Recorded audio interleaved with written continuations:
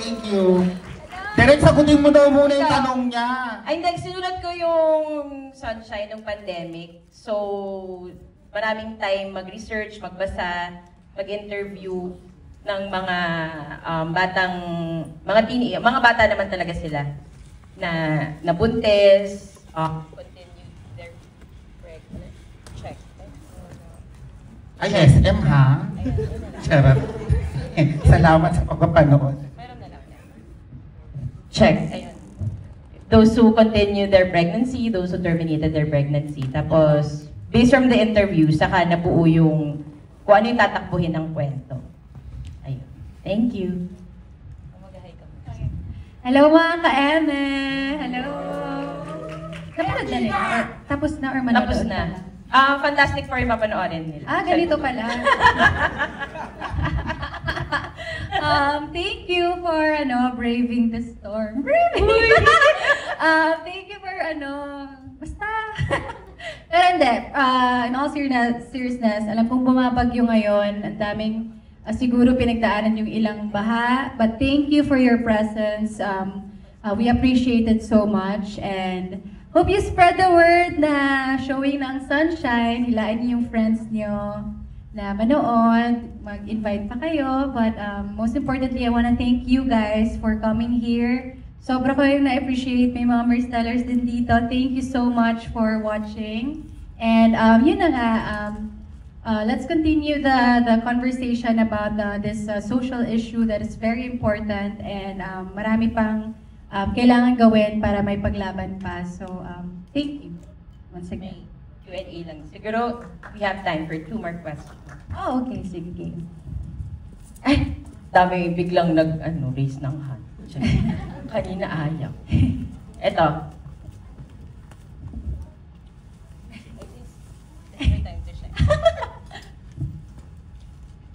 Hi, Direk. Congratulations for this film. So it's a very brave film, very complex kasi ang daming sensitive topics na involved. So it's a crossroad between morality, healthcare, the Constitution, and its reality. Teenage pregnancy is real, incest is real, criminalization of abortion here in the Philippines is real. So kahit yung mga doctors na nagpo-promote niyan, nasa bingit yung mga lisensya nila kasi exclusively criminal mag-abort dito sa bansa natin. My question is, during the preparation and creation of the film, how did you navigate around the potential backlash or the potential, comments ng mga ultra-conservatives na mga manonood nitong pelikula? Nung sinusulat ko parang as a writer, at least for me, pag nagsusulat ako, parang yung point of view siya nung character. So parang as a writer, kakampi ako nung character ko. So, maliman or hindi yung gagawin niya, makakaasa yung character ko na kasama niya ako. So, siguro kung having said that, parang alam ko na hindi ko iisipin yung backlash kung meron man or polarizing na mga views kasi ang loyalty ng writer ay to the character. At kapag sa start pa lang isipin mo na yung, ay, baka ano ito ng simbahan o baka ano ito ng gobyerno. Parang it's doing a disservice to Sunshine, not just the character, but to other Sunshines na labas dun sa pelikula. And siguro, kung meron mang backlash or merong opposing views, parang mas okay na sa akin yun, sa amin yun as a filmmakers, kaysa hindi napapag-usapan. Kasi mas importanteng mas spark yung conversation kaysa ang laging pinag-uusapan ay mga walang kwentang bagay sa Senado at Kongreso. Thank you. Yes. Last one question. Yun, dami na ng grades. I think pa topic. Gusto ni Bego naglalakad siya. Hi po. So, dito talaga ako kasi na-invite ako ni Billie Eilish. Joke. So yung question ko po is more of on the craft. So, for Direk and Maurice, what's the most challenging scene, not technically, but more of emotionally and morally? Ano yung pinaka-challenging issue or i-capture? Best si Billie Eilish to. Oh my God, ang dami kong nabudol doon, aminin niyo. Sa akin naman, pinaka-challenging na sa process or issue? Sa process. Sa eksena, ang pinaka-challenging siguro for me is, ano ba yun? Siguro halos lahat eh. Parang halos lahat, araw-araw ako na-challenge kasi ang daming mabibigat na eksena. Siguro for me, ang pinaka-challenging talaga ay yung bigat na dinadala ni Sunshine habang nagla-last routine. Kasi dalawa yung iniisip ko noon, choreography and yung emotions. Doon ako pinaka-na-challenge talaga na 6 a.m. na kami na-pack up ni Direk. Pero it was such a relief nung natapos namin yung eksena yun. Kung hindi lang talaga kinapos sa oras, marami pa kaming idadagdag na mga shots. Pero okay lang. Challenge din for me siguro as an actress kasi sanay ako sa roles na very expressive and very big yung reactions to the point na I admit na nagiging mannerisms ko na siya. I had to unlearn a lot of habits upon playing Sunshine kasi ibang-iba si Sunshine sa lahat ng characters na nagampanan ko. Lahat ng emotions niya, internal niyang sinastruggle, na-observe ko rin sa lahat ng mga gymnasts habang nagtitraining ako. Mahinhin lang talaga sila. Tapos, hindi sila masyadong ganyan. Basta, hindi sila parang ako. So, ang dami ko talagang in-unlearn. Even na single nuance na parang loob lang talaga yung struggle. Hindi siya makikita sa mukha, hindi siya makikita sa katawan. Wala kang ini-indicate na emotion. It's really just very internal. And feeling ko, akala nila mas mahirap yung malalaki. Ang mahihirap yung parang very subtle nuance kasi kailangan mo i-fire up lahat ng cells mo, even your heart, your mind, na parang hindi ka nag-iisip at all. So, yun yung buong process sa buong pelikula from scene 1 to last scene. So, halos araw-araw na-challenge talaga. Yan lang. Thank you, Billie Eilish. Yan. So, thank you guys. Mag-selfie lang tayo for, tatag namin kayo isa-isa. Yan. So, Oklak pa lang. Sige, ano bang tanong nyo? Kasi habang sinusulat to ni Direk Tonet, wala ako. So, sige, ano bang tanong nyo? Naintindihan nyo ba ang importansya ng pelikulang to? Na dapat ganito na yung mga pelikula natin, di ba? Na kailangan may itaas na natin yung diskurso, no? Pwede namang nakakatawa, pwede namang mabigat, pero dapat lagi nang may message yung mga pelikula, di ba? Hindi mga basura. Okay, wait lang ha, kasi alam niyo naman si Direk, di ba? 4'9" lang siya, so... Oo, yung isang hakbang natin, 3 sa kanya, so... Pero nandun na sila ni Maurice, kasi sa The Block may screening din, and... Actually, nagbukas yung SM North ng isa pang screening today for 5:30 dahil puro sold out. So, thank you sa inyong lahat, mga ka-eme namin at mga Maurice Tellers, Inanatics. Kasi kapag kumita ko ng malaki, matutupad yung Sunset. And yung sequel ng Sunset na Sunburn. Di ba, Gia? Gumawa ko ng decision sa pelikula ko. Sige, sino may tanong? Ako lang yan, matalino ako. Hindi lang halata kasi komedyante ako, pero wala kayong tanong? Sa pelikula? Sure? Pero na mag-cartoon yan si Ganun? Hindi ba? Nakakalo kasi ako, tingnan nyo naman, parang hindi ko kasi tangkad. Pag nagtanggal ako dito, magkaka-level kami lahat nila Maurice mamaya. So, kailangan ako ang angat ako ang sikat, di ba? So, ayan lang naman. Sino po dito ang mga nanay na? Ikaw? Ilan na po ang anak? May pinalaglag? Wala naman.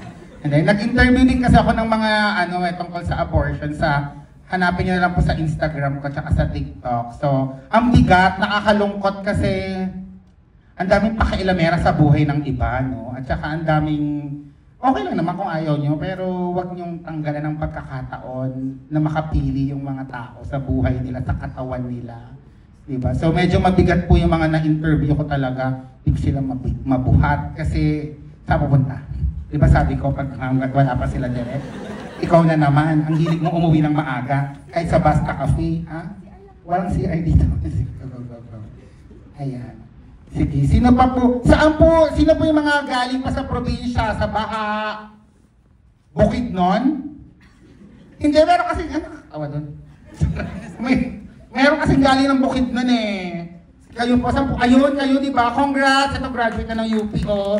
Ito, fresh graduate natin from UP. Talaga naman, mag-aral kayo, hawak kayo, puro scatter.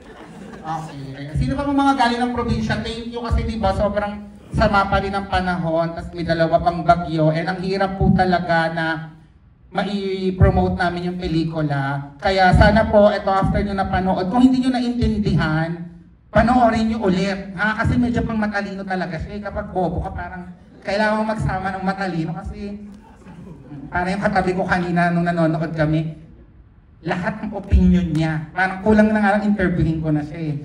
Ganito po. Yung bata, ganito pala.